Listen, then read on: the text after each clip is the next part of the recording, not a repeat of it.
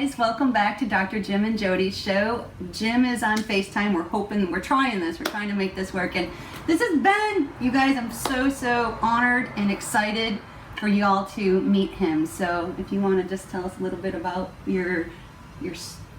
all your stuff. Yeah. It's like, I always say it's like Pandora's box. Like, do we really want to open it up? Yes, we do. Okay. So my name is Ben Goldsmith, and I am a comedic storyteller. So what that means, because that's not really a real thing, but what that means is it's a big umbrella with a lot of things that fit underneath it. And my focus and my goal and pursuit in life is to host the Oscars. So everything that I'm doing in life now is in preparation for that job when I get that job. Right. See, when I get that job. Right. Yes. Right. So I want to back up just 1 second. So I met you a few weeks ago, and he was singing. Was it Marvin Gaye? Yeah, it was Oh, you gotta give us some. Yeah. Give Will us- you Oh my do God. it? And I looked at him. I go, "You know that?" He's like, "Yeah." What was the actual song though? Because I'm trying to remember the actual song. You can just sing anything. It was amazing, you guys. I was just like this. Meredith and I were going, "Really? This kid knows this?" They were like, where is that coming from? I'm like, I'm pretty sure it's Al Green up here. I'm not. It's not me. It's gotta be him.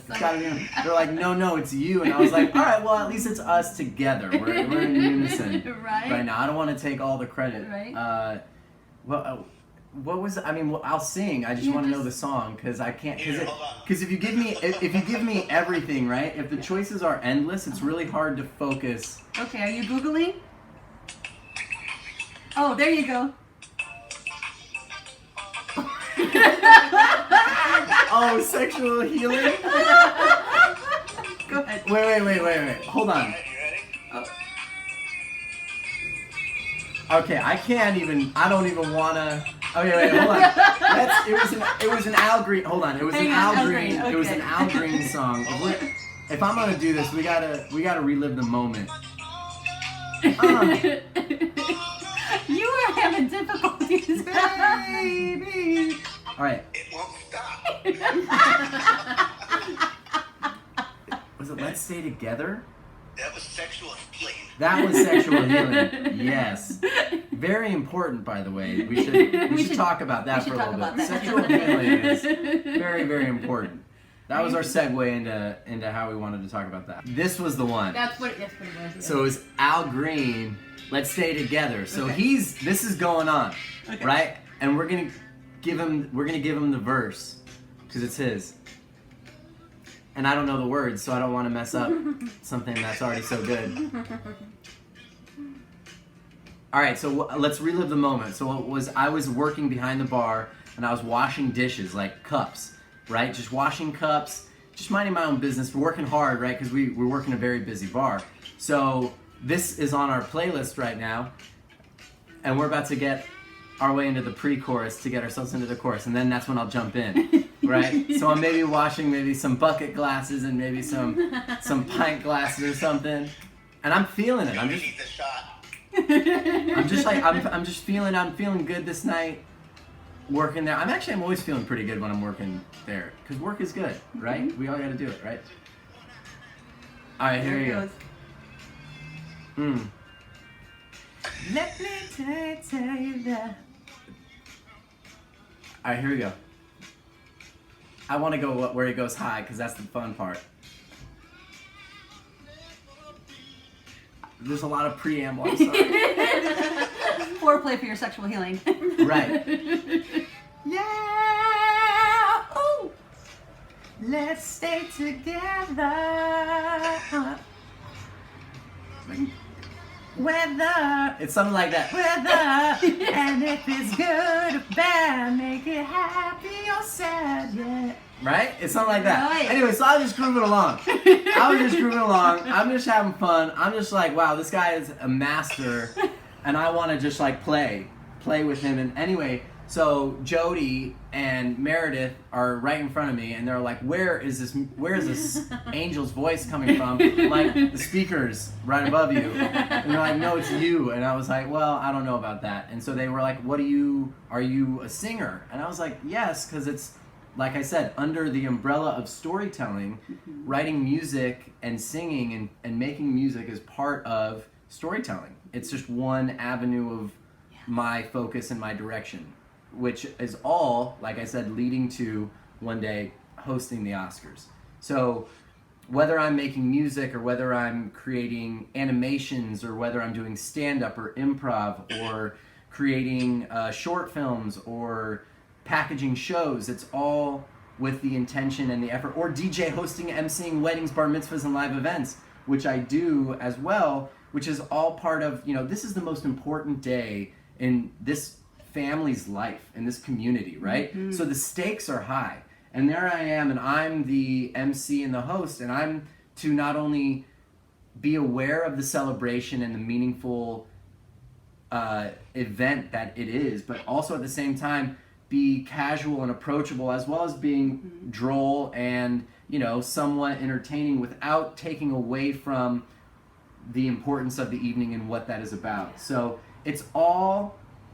they're all micro steps to get me there. And now when I do stand-up, what's incredible is I made this choice. I like to dress kind of like a moron, just because that's how I feel a lot in life. Is like there's all these people walking around trying to be the smartest person and the most serious and the and the stiff, rigid thing, and it's like I believe me, I'm an idiot. All right, so. Therefore, we are all idiots. We just have to be okay with the fact that we're not perfect and that we make mistakes, and we're not gonna look perfect all the time.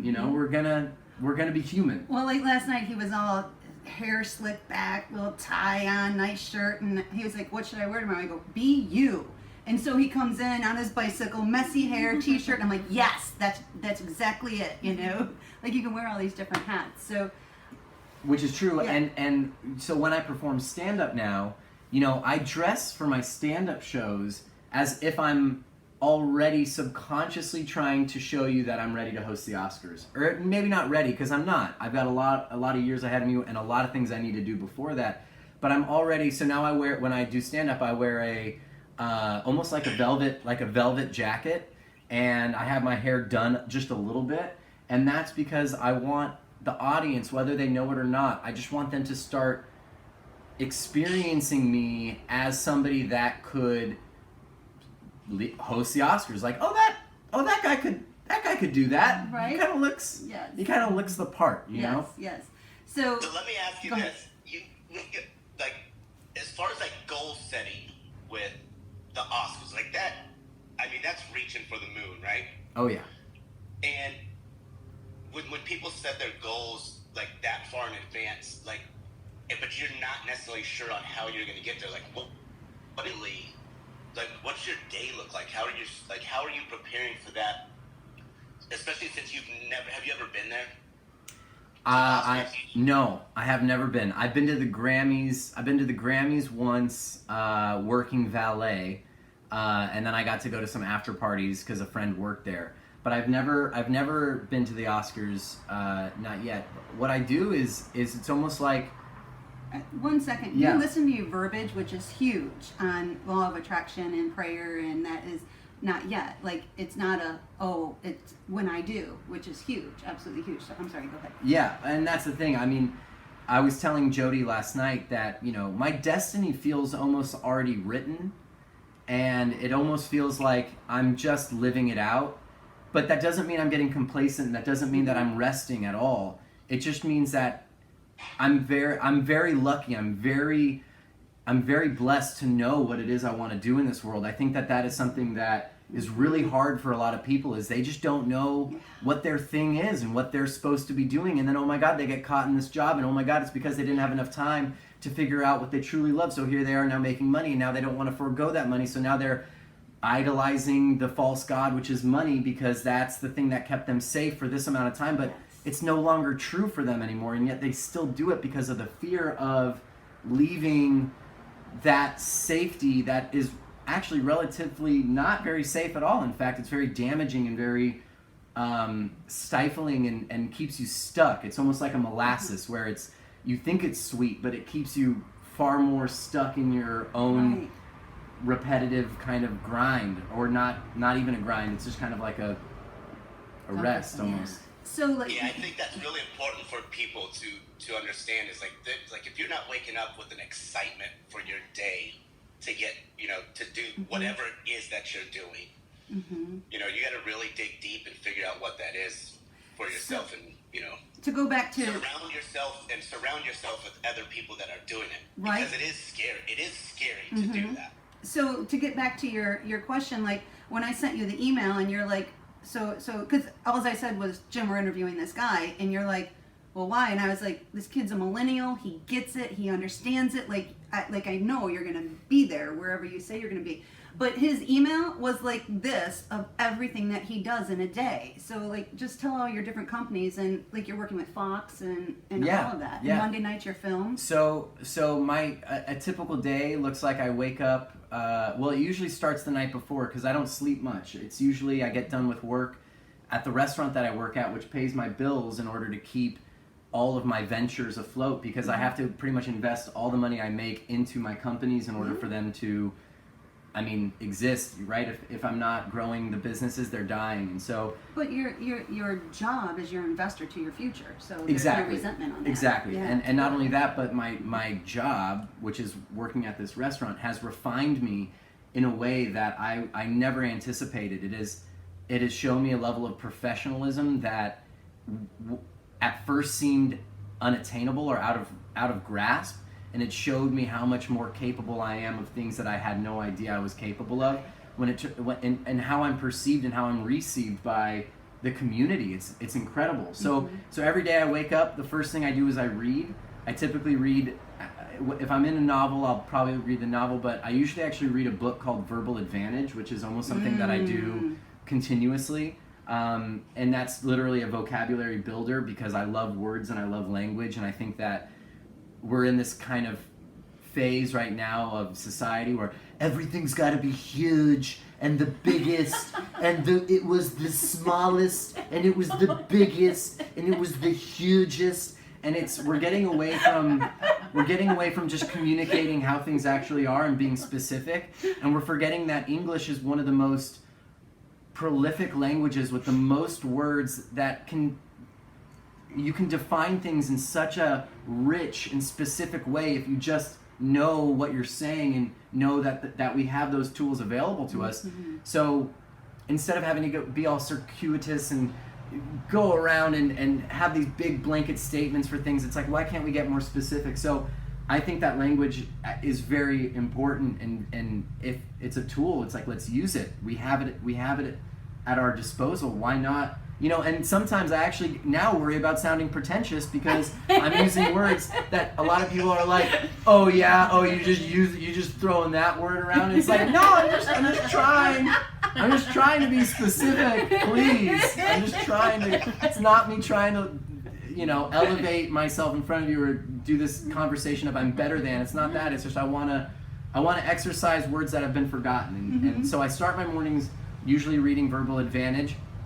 And I live at the ocean, so I look at the waves. I go out to my little bluff, and if the waves are good, then I read, and then I go grab my surfboard and I go surf. Nice. And surfing is not only my exercise, but it's also kind of my spirituality. And I go there to I think of it as, we are all made from star particles in the earth, and we are all essentially just energy that is flowing together. And this is me diving into Mother Earth's energy, which is her blood, which is the ocean, and it surrounds me. And what I love about surfing is the dichotomous nature of how it can be incredibly peaceful and serene and tranquil and beauty, and then at the same time it can be fight for your life, fear staring you in the face, pushing past fears, aggressive, fight for your life. So it's got this kind of polarized nature where you go from one to the next in a split second. But isn't life like that? Yeah. It mimics life. Yeah.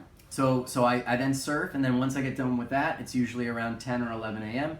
and then that's when I really start working from home. What I'm doing from home is a combination of either writing scripts or packaging shows, because I look to mentors and people that have hosted the Oscars. For example, Tina Fey is maybe one of my biggest inspirations. Hey, Tina, remember this? Hey, Tina, we're going to meet one day, and when we do, man, it's going to be special. We're going to have like a big hug. It's gonna feel good. We're going to go out for drinks. Or drink. I like drinks too. So, you know, I look at people that have hosted the Oscars, and, you know, it's really it's not even about hosting the Oscars. That's the best part. Hosting the Oscars is the goal. It's looking at everything you've done to get there, right? You're not just like hosting the Oscars and like, man, I really hope I'm the one host that doesn't get torn apart for my job, because every host, no matter what, gets torn apart pretty much. Like, I mean, Billy Crystal has done a phenomenal job over the years, and Ellen DeGeneres is another huge inspiration. So you see these people, and you don't look at like that job. You look at like everything they did to get there. That's what I want to mimic. That's what I want to imitate in my own inimitable ways, is how to get there. Ellen, we're going to send you this clip, and then we're going to be on your show, so just so you know. That's what's happening. Yes, it is. Yeah. So go ahead.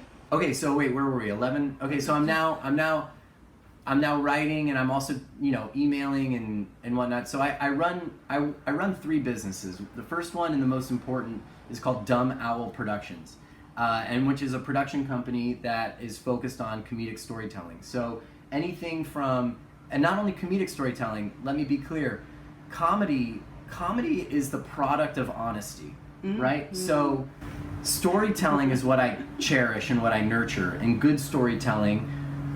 Comedy is usually so if I'm building a tree that I call storytelling, comedy is the fruit or the pollen that tree will give if it's an authentic tree. If I'm in the construction of building this tree, the fruit and the pollen is the sweetness that comes from that tree, but what I'm focused on is the tree itself.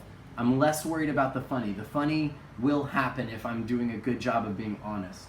So Dumb Owl is really my comedic original scripted content company that I'm really trying to build a Disney. I want us to have animated storytelling. I want us to have heartfelt storytelling. I want us to have comedic storytelling. It's all kind of wrapped together, and I'm slowly and steadily getting myself there one step at a time. And, you know, one day I really see Dumb Owl being a place for a lot of collaborators to come and work and not be afraid to take risks, not be afraid to look dumb, not be afraid to feel freedom. And what that means is experience life without the fear of looking bad to others and feeling judged by yourself or others.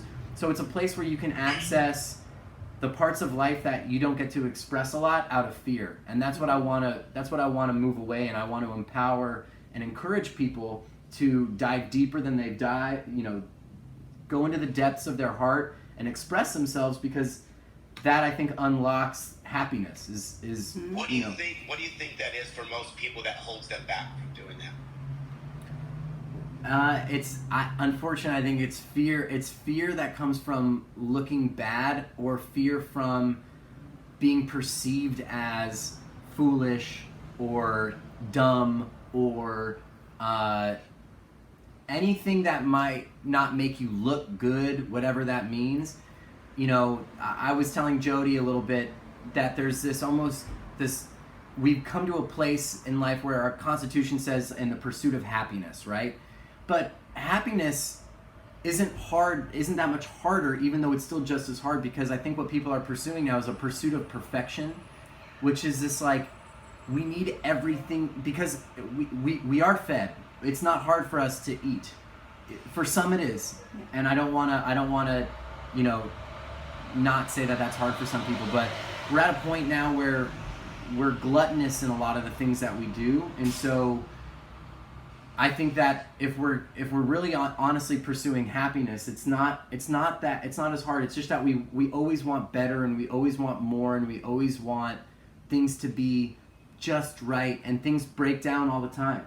all around us, you know. So it's like accepting the reality that it's not going to be perfect, and that thank God it's not perfect. But keeping in that feeling that I'm on the right journey and life is good and I learned from whatever that was, so that you can even be better on your next time, meaning better in like, okay, so if I judge myself on that, well, why did I judge myself on that? That was kind of crazy because it's only one person's opinion. Going back to our show last week, it's just someone's opinion, you know? So as long as you're coming from your heart, then that's all that matters, because it's your journey, not someone else's. Right, and you know what's so funny is like when we worry about how other people perceive us, like they're so worried about how they're being perceived. You know, it's like they don't, like, if one person is like, that guy's a moron, okay, that's fine with me, because you're probably a moron too, and that's great, you know, like, good, let's, you know, and that's what Dumb Owl is all about. It's, you know, because I think there's this almost like this story about owls being smart, you know, they're always graduating, they're wearing hats, they're always like having a diploma in their hand, and I'm like, okay, I want to be the one dumb owl, because there's got to be one moron of the bunch, and so that's what Dumb Owl is all about celebrating, is allowing yourself to be dumb. Don't be afraid of the fact that you're, like, how can we feel the most happy when we're acting like a complete idiot with somebody that we feel safe with? Right? Like your analogy the other day with Michael, it's like you both run around like crazy and then you're like squirrels in the parking lot and you hit each other and play and like, okay, yeah, we're having a great time, boom. You know, it's fun to be able to have that energy with someone and just be able to feel safe and just be whoever you are. And why can't you be like that all the time? Right, yeah. Right. And it's fear of, it's fear that cripples us. And it's, you know, all the lessons that I have been accumulating have really been coming from surfing, because I also teach surf lessons, which is another business. Jim wants to sign up. Which is Venice, Signing up. which is Surf Venice Beach, which is very specific because it's local for me and it's easy to search online and hopefully I pop up. But you know, when it comes to surf lessons, what I tell everybody is, the harder you fail, the more you're learning, and the more that I see that you're committed to succeeding. So I want to see you fail hard. I don't want to see you half fail in purgatory of surfing and not really going for it. I want to see you fall on your face. I want to see you belly flop. If I see these things, that's showing me that you are committed to learning, and not only that, that you are learning the most because of how hard you're failing. So I actually think of failure as something that's a really beneficial thing, and that, you know, I mean, you hear the trope all the time, which is, you know, hurry up and fail in order to succeed, and that's so true. You know, I can't tell you how much I've failed in my endeavors and how much I've learned from those failures and how much better I am now. But you didn't give up. Oh my gosh, no! Thank goodness I didn't give up. Right? Yeah. It's only made me stronger, and it's only made me more aware of where the failures came from and why they came from those places and how to correct them and move forward and grow. Right. And then you have another thing that you're doing too. And then the other, So the other business is called Back House Productions, the HAU 2 dots S, because Back House was taken, of course.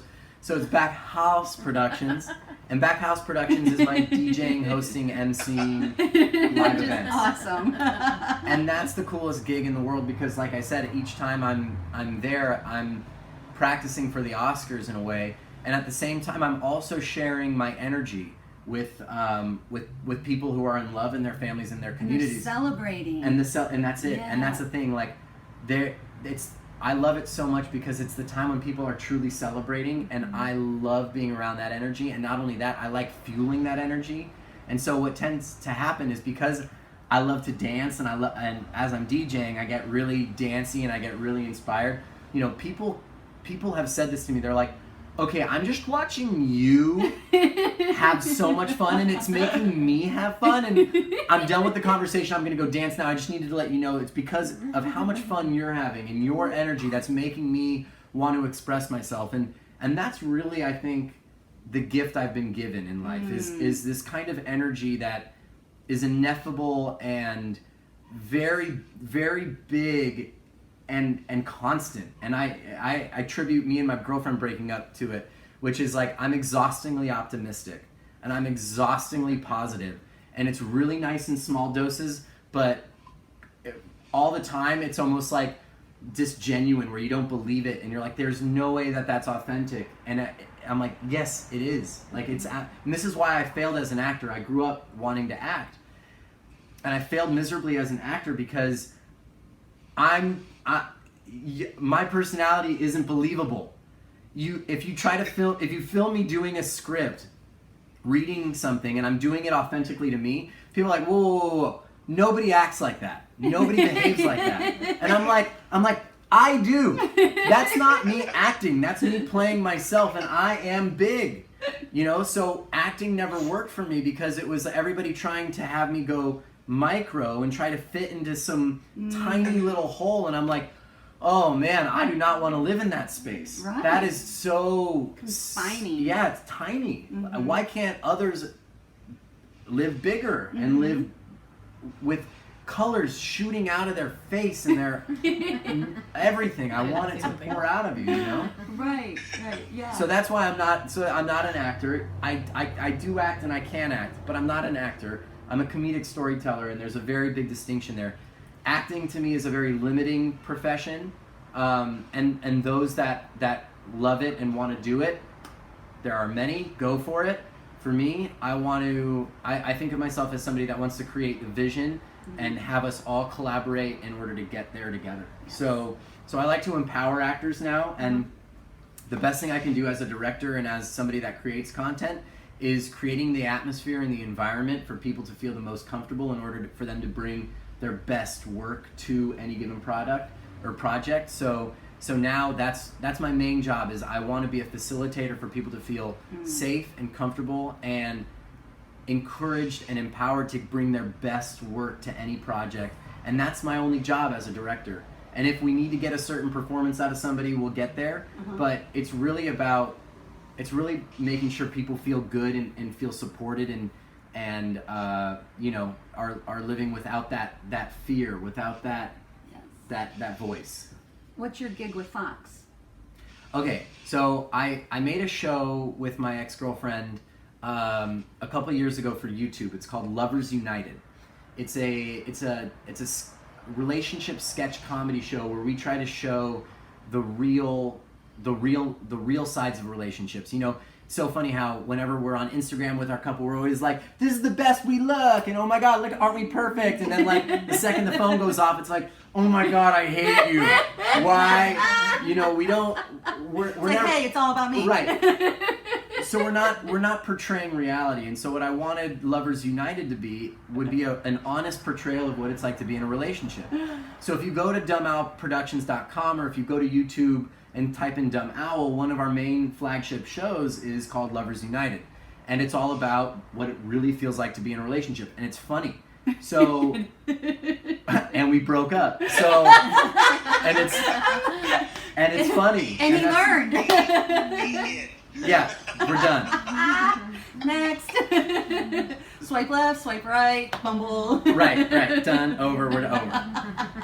So what ended up happening, and this is where I think this is good that this is going in this direction. What ended up happening was, you know, I've been working at this restaurant that I've been working at, R&D Kitchen, for the last 5 years, which is 4 years longer than I thought I'd be there.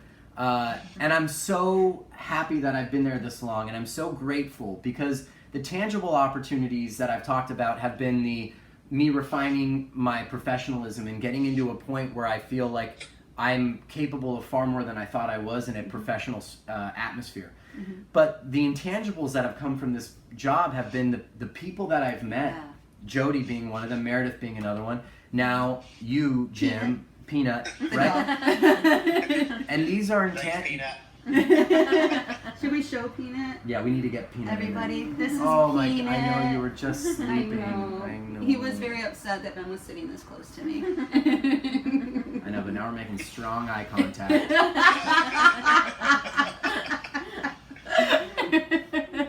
And Peanut's how I met Meredith, because he was not allowing me to sit on a bench next to some hot guy.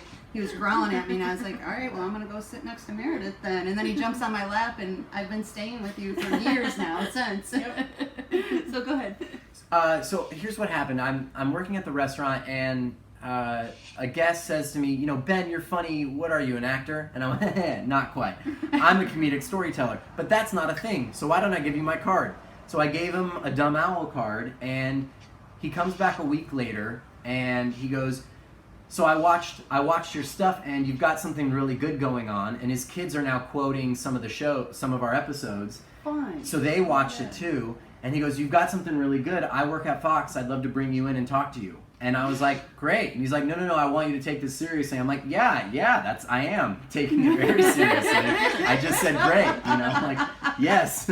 And it turns out he's the president of creative affairs at 20th Century Fox. So he's, his job is to oversee all the drama and all the comedy that they put on 20th Century Fox, all the shows. You never know. You never know. And that's the thing. He not only sees everything that they put on 20th Century Fox, but because these big titans of the industry are like baseball teams where they're trading players to this team, and we've got a really good batter, we need a really good pitcher, you know, they trade shows to one another. So he sees pretty much everything that goes on the air, and he's got a role in it in some way. So I get brought into Fox. We start talking about Lovers United, which is, you know, the show that we made for YouTube. And so it's now been 2 years of meetings over at 20th Century Fox, and every meeting takes about 6 to 8 months for it to happen for the next one. Mm-hmm. And I usually go in and I present them something they're looking to see, and then they say, wow, this is great, but we want this to be a network show, so why don't we send you out and go find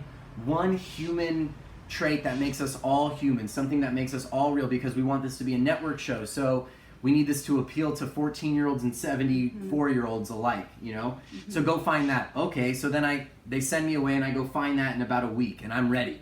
And I'm like, oh my God, I know what it is. Oh, when's the next meeting? And they're like, slow down, Turbo. Slow down. And I'm like, okay, I'll, yes. So then I have to exercise patience for what seems to be eternity, which is like 6 to 8 months until that meeting actually comes back to me. Now, in that time of 6 to 8 months, the idea that I had has gone through such revision and such refinement that it might have been a little too naive or young in its creation when I was ready, and it's now turned into a much more specific and better idea that took the time that it needed for the meeting to happen. So it's letting go of control, which is the biggest lesson. Well, then here's the thing too. So many people are like, "Oh my gosh, they're an overnight success." No, like you're in the hustle. We talked about this last night. Like you're throwing your net out there, and you're casting all of these different opportunities and things. Like my generation and my parents' generation, my grandparents' generation, it was you get a job, you get married, you have kids, and you stay in the same job until you retire. I don't fit in that at all. So throw that cast out there, and we were talking about that last night, and then you get to do all of these things, and it's a hustle and it's a work, but it's so exciting. And then you present it, and then people are like, oh wow. So I mean, and that was really one of my big points of wanting you to be on here and being a millennial, is to show them that just because one person says no, or that didn't happen yesterday, because you guys have instant gratification, that don't give up. Right. Not at all. Right. Well, I think he did another big, like a huge lesson. Big. I love it. He's trying to Thank you. If you can't see Jim now, big, right? he's like, big. Yeah. What I love in that lesson is, and I think people forget about this, is when they attach themselves to a goal, they forget about the small victories on a daily basis, which are like building that momentum for you to be able to obtain whatever that is. Mm-hmm. And if we can't find gratification and happiness in the moment of the small things on a daily basis, you know, how are we going to feel once we actually obtain whatever it is that we think we're looking for? Right? Yes. Thank you. Something happened here. Yeah, we're back. It was we're my back. end. Yeah. So I really appreciate you sharing that. Yeah. It's just a great reminder. Yeah. And so that's that's the thing. It's funny. My dad or my mom are like, what's happening with the Fox thing? Why hasn't the Fox thing happened? And it's like, listen, this is so far out of my control that if it does, and this is the first time I'm saying the word if, and this is important because if it does happen, great, it happens. But that's when that starts. And once that starts, there's no going back to this. And this is an opportunity that is very special and very dear to me, which is once I start working with 20th Century Fox, I now work for this titan, this giant behemoth in the industry. And there is going to be money and power and clout and influence coming at me from all these different places. And as a neophyte creator, it'll behoove me to compromise and listen to some of these things that are going to come in, because some of it's going to be really good, strong advice from people that have been doing this professionally. Some of it will be bogus.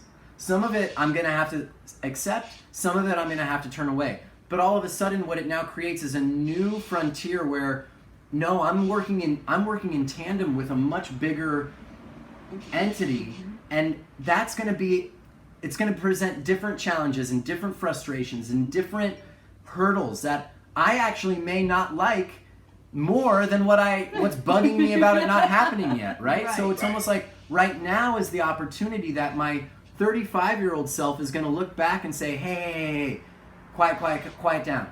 Remember when you were 28, 29? Remember when you were living in Venice and were waking up in the morning and reading and surfing and then working on your personal shows that were completely your voice and were completely your art and were not affected or tainted by other people's money, power, clout, whatever it is, marketplace, this and that. Were you aware of how special that was? Were you feeling how great that was? Or were you clamoring for this thing that you didn't have yet, when in reality, now that you have it, you're like, yeah, it's all right. It was actually really cool back when I was, That's a huge lesson. That's such a huge lesson. Like, for how originally, like, my show got started was, I was like, oh, I want NBC or ABC or CBS to pick me up. And Charisse, who does our tech work, was like, why you gotta wait for that? Just start your own. You're so creative and you hate when someone puts you in a box. So then that's how we started. And then Jim was like, we should do a show. After we left the Steve Harvey show one day, and I thought he was kidding, and I was like, okay, let's do it. Yeah, I know he was. He was. I was kidding. You know what's so funny? I'm so happy you said that. To me, I think the best things in life have come from jokes, have come from people kidding around. Yeah. Because it's, you know what it is when we're kidding? It's a part of that, it's a part of us allowing a little bit of light to come from that source of like pure joy and pure happiness and pure what if, pure imagination. And we say it in a kidding context because we don't want to be judged for saying, no, I'm serious. Let's create shoes that have pressure in them that make us walk on water. I'm not kidding, right? And then people are like, that's moronic. And you're like, oh, you're right. I'm so sorry. That was stupid. So we say some of these things, these postulates, it's almost like we're making bids for connection in a way where we're like, wouldn't it be weird if we did this thing? And it's like, that'd be great, let's do that. And you're like, yeah, let's actually do that. So I think that some of the best things in life come from jokes and come from this like, See, Jim. I was kidding, you know? Well, and it was really because I felt compelled. I had no idea why I needed to come out here this weekend. And then, I mean, obviously you, but like there was a much bigger, like I didn't have to schedule this. We could have done this via Skype. Right. But so last night I get off the plane and we come here and go to see you. And literally didn't even know you were working. I just went there to have dinner. And you said something which was the whole reason why I came here. So he came up and he said, because as you know, I mean, Jim and I don't make any money from this. We dump a lot of money into, not dump, we tithe into, is that how you say the word tithe in? Tithe in. Tithe Give her in. that book. That vocabulary book, yeah. Verbal advantage. Yes, like we tithe in money into this because we have such beautiful access to people that we just really want to share this with you. And then I was sitting there, I'm like, I'm here for a reason. What is my reason? And you said it last night. Like Meredith was probably going to cry. Like I really had to grab her hand and have her not cry because when you said, I watch your show and I looked at your website. And then I didn't tell him. So if you want to tell him what you said about that. And I was just like, oh my God, we're making a difference. Yeah. So, you know, I went and looked at the website and was looking at how you have what you're building and what you've built so far. And the reason why I know that this is a good thing, that this is where I'm meant to be right now as well, is because, you know, things that stood out to me was that you are on the pursuit of empowering others and inspiring others to access life and happiness in a way that they have maybe been afraid to venture into, and you're encouraging and supporting so many people in this very scary endeavor, which is, let's get honest, let's get real, let's be authentic. And guess what? Sometimes our authenticity isn't accepted well. No. But the fact that we're doing it, and you guys are doing it, and you guys are really empowering people to open their eyes a bit wider and to breathe a bit deeper. Like, I saw that, and it was through your verbiage on your website and how you're constructing this dialogue with a community, which is, are we ready to start living life today? Are we ready to start feeling the beauty that's all around us right now?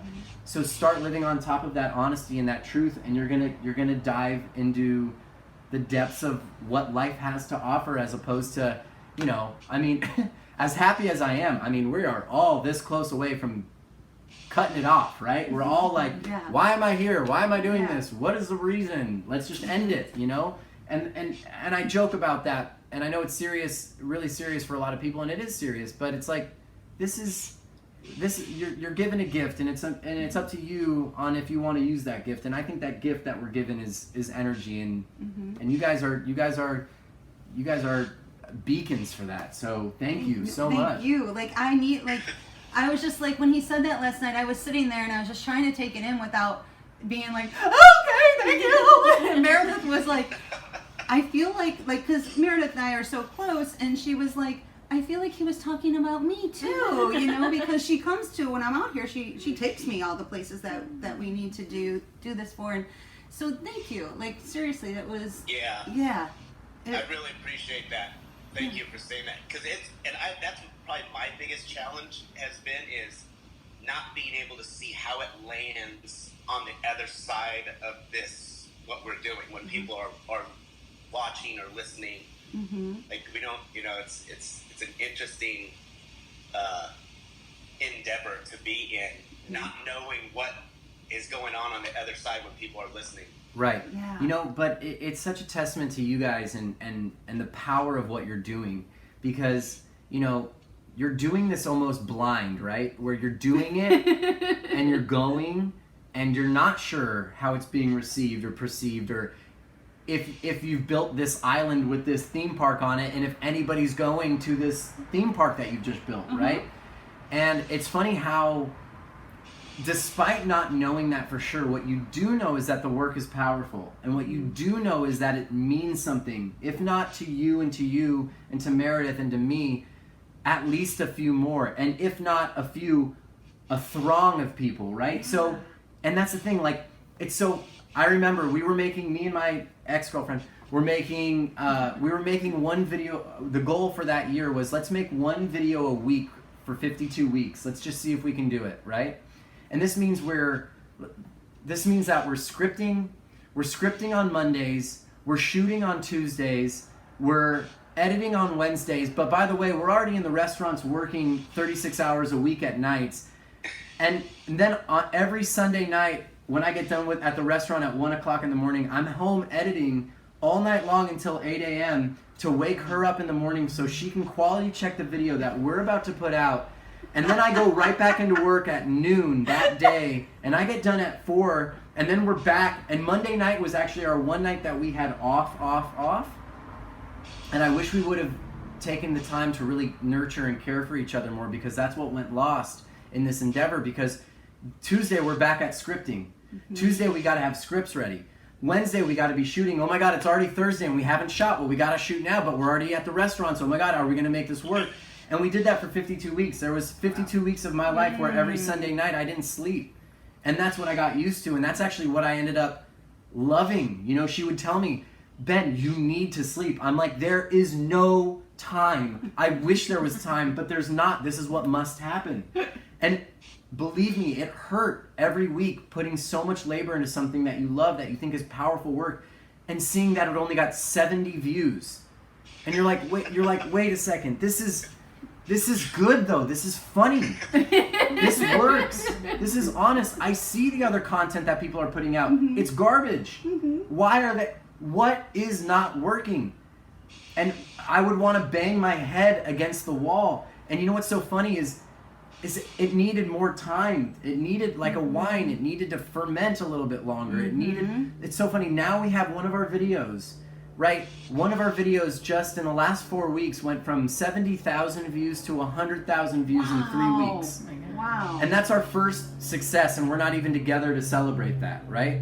And you go, why did that happen? Why did it take 3 years for this good content to finally start getting some traction, right? And that's because, you know, it takes time for good things to stand out and to rise to the surface. It's not going to go to the top immediately. It's got to get air bubbles beneath it. It's got to get momentum. It's got to get natural current to shoot it to the top, and that it will not happen overnight. So all of a sudden, you know, I'm calling my ex-girlfriend. I'm like, hey, you know, I got some great news. You know, one of our videos is actually doing really well, and it might actually start to bring in some of the audience that we were looking for, because this one is standing out in a very commercial context that we didn't anticipate. It's not my favorite video. It's not one that I think is the smartest. It's not the one that I think is the most clever. Isn't it how it always is?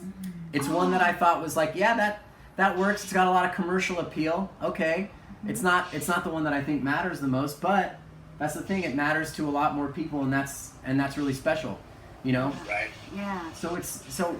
Well, then you can add on to that is that you still have the relationship that you can call her and talk to her, and it's not like bleh, that type of thing. Right. Which And I is mean, beautiful on another whole spectrum. And when we ended our relationship, it came from such a place of respect and admiration for one another, and it was the hardest year and a half of my life. Saying I thought I was gonna marry her. She was my, you know, I imagined our entire future together, and to let her go because it wasn't the right time was literally the hardest thing I experienced in my existence. And I am so lucky to have gone through that and been through that pain, because, you know, it's that pain that highlights the beauty, and it's that pain that, you know, other doors open and other things. The creations that were made out of that disparity were amazing. And I'm so happy that it all worked that way. And so here's the coolest part, okay? So I love this kid. So the show with Fox, right? What is the show with Fox? Well, the show with Fox isn't just, you know, let's inject Lovers United with some steroids and blast it up into this bigger context. What's actually really cool about the show that I'm trying to do with Fox is, no. What we want to do is we want to have digital media and traditional media no longer compete with each other. We want to marry them. We want to bridge the gap. So what the show is for Fox is, what if a young couple makes a YouTube show about their relationship in sketch videos? And then what if they break up? And what if a year goes by and their breakup, and then all of a sudden their YouTube channel blows up? Oh. And now they're forced to come back together and pretend to be in a relationship they're no longer in for their fans and their future. So what happens is the network TV show, the sitcom, is about the making of their videos while they're broken up now. But they actually make the videos that's behind the scenes of the making, so the YouTube channel actually exists. So you've got people tuning into Fox to see the sitcom about the making of the YouTube video, but then at the end of the Fox show, they can go look on YouTube and go see the video that they were making in the episode. So what really is happening, what I think is the real goal of this show, is to impregnate your audience with this idea of what is reality and what is fiction, what is true and what is not true, what is real and what is not real. What if Ross and Rachel really existed, right? And Friends, right? What if Ross and Rachel really were real people? They weren't? No, they weren't. Stop. But they are, right? Because that relationship really did occur in that capacity, so they are real. But it's like, wouldn't we care so much more about that couple and if they're gonna survive if we thought they were actually real? So that's what this show has to offer, is it creates this question of like, what is real, what is not real? I don't care anymore. I care about them. I care about if they're gonna, are they together? Are they pretending? Are they actually a couple? Their YouTube channel suggests they're a real couple. The show on Fox, which is scripted, they're pretending, but what is what? And all of a sudden, you don't care anymore. You just care about them. Yeah. And And that's what the show is really all about. So it took the breakup. It took the breakup for me to get that idea. It was in the breakup that I was like, oh my God, that's the show. That's it. They gotta pretend to be together. They're not together. They have to pretend. They have to put on this ruse for everybody. And then the whole time you're like, get back together, right? And so that's the whole. That's what it all rests on. And that's It's so fun. And that's the thing, right? We wouldn't have found that if it wasn't for us breaking up and me feeling how hard that But was. it's so real life too, because you really don't know. Yeah, like what you see on Instagram, like what you said earlier, is really not how things really are. Right. That's the perfect version of how things are. Yeah. Not the real truth, you know? Yeah. It's so awesome. Do you have any more questions? I'm just listening. I'm absorbing everything he's got to say. I'm like taking notes over here. Sorry. No, just keep talking. Jim and I were talking a couple weeks ago about like when a breakup or something that you feel would be a loss in your life, how God places certain people in your life, and it was so cool because certain people got placed in my life at a certain time, and then I don't even recognize my life from what it was then, and I'm just like, thank you, you know. And you same with you, you know, with a couple of people that we talked about being the tripod for you, you know, and then you're dead center, like he's the common denominator on that. So it's just fascinating that when you're in the pain of it, you're just like, why? But then afterwards you're like, thank you. I went to Burning Man with my father, which was an incredible Meredith goes over there. Which was interesting. Which was like, and he is a neoconservative, very right wing. I'm so amazed he went to Burning Man. Like it didn't seem. I was like, what?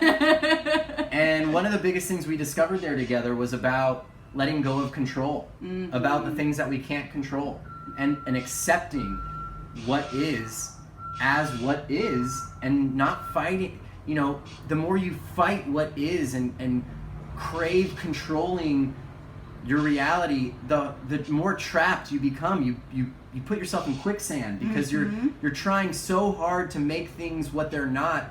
Whereas if you just let them be what they are and accept them and say, well, that's the way it is and that's what it is, and I'm gonna have to figure out what I can control, which is how I feel about it. That I can control. How I feel about what's going on. So take responsibility of that, of acceptance, and allowing things that are out of your control to be out of your control. The more you fight, the more pain you're gonna inflict.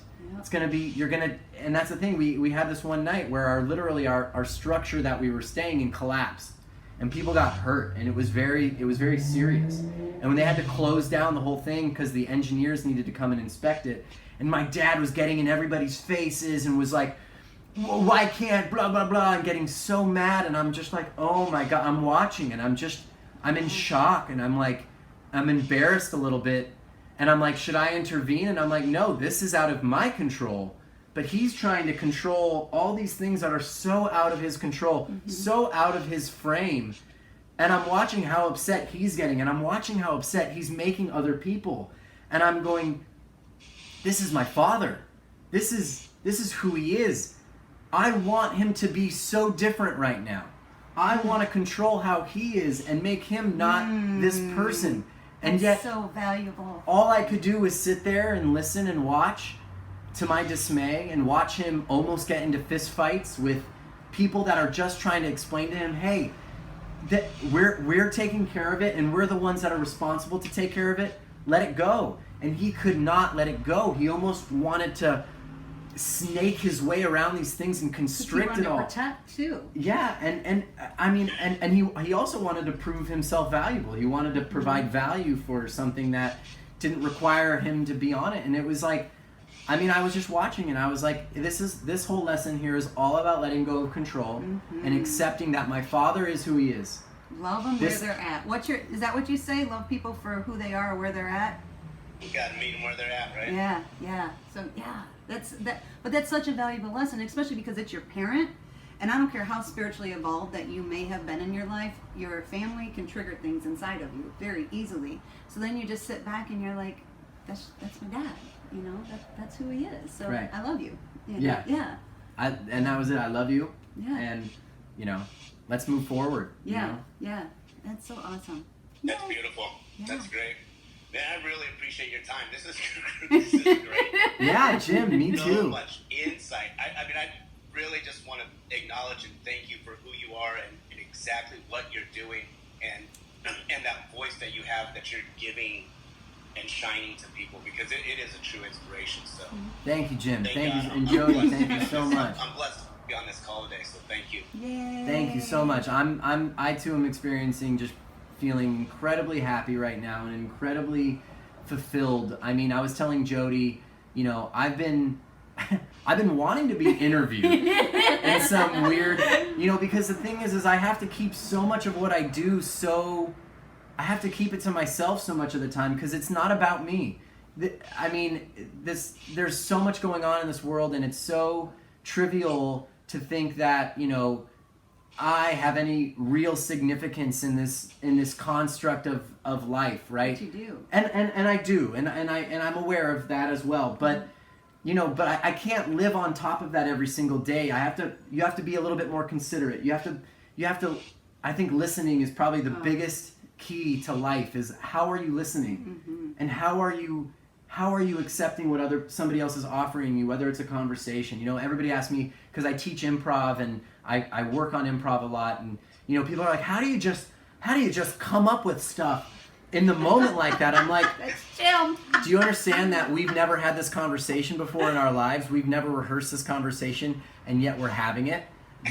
You're doing it right now. You're doing it literally right now. If you guys could see his face on the flow, like he'll be like, "What are we talking about?" I'm like, "I don't know." Like last night, you're like, "So what are we gonna talk about?" I'm like, "Whatever comes out, I don't care." And then I'm like, "But I need an email for Jim because he's gonna have a list of questions that he wants to ask you." You know, and that's just, and neither one of us are right or wrong. You know, his way works because sometimes like I'll be like, "Oh yeah, I'm glad you did that." You know, so I mean, both are amazing to be both ways. Yeah. Yeah, it's so cool. Well, thank you guys so much. Yay, Yeah. yay. Thank you. Yeah, it was just Appreciate totally it. fun, absolutely fun. So, we always give people homework. So, a couple things. Sign up for surfing. Jim wants to learn how to surf, so I'm signing up for definitely. surfing. Oh, Meredith's signing up for Yeah. surfing. Good. I didn't know they were talking about it. You're in. Yes. Yeah. Oh, and I'm great. I'm great. It Yes. turns into life lessons I that love apply it. to I see surfing, that, and yes. it's like you're like I got you that leave, you're feeling. like, I'm exhausted, but I'm so empowered. Like you're just like, you're like, whoa, it's I'm ready this. to take a body slam and a face plant. There you go. I Awesome. want to see you fail hard. Better. That's all I care Love about. you too, Ben.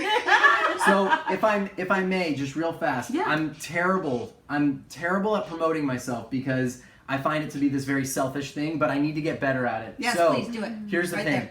If you can, please check out Self-Made Idiot, which is a stand-up special that I'm putting together. I'm producing it myself, which is my 30-minute stand-up special. It's gonna come out in the next month. Look for it on Dumb Owl Productions, either .com or go to YouTube and search Dumb Owl, and you'll find a lot of content, but specifically right now we're producing Self-Made Idiot, which is my comedy special. Please also look for the Sensei's music, which is gonna start coming out, which is my band with two other incredible collaborators that are musicians on their own journey, on their own path. And I like to say that we're all stars, and when we come together, we form a constellation brighter and bigger than any one of us as individuals. So look for the Sensei's music as well. Oh, we're sending it over to somebody right now who's huge in the industry. Oh, Say really? it again. How do you spell that? The Spell it. Sensei's. It's actually spelled Sensais. Oh, that's how I spell it. Perfect. Okay. The Senseis.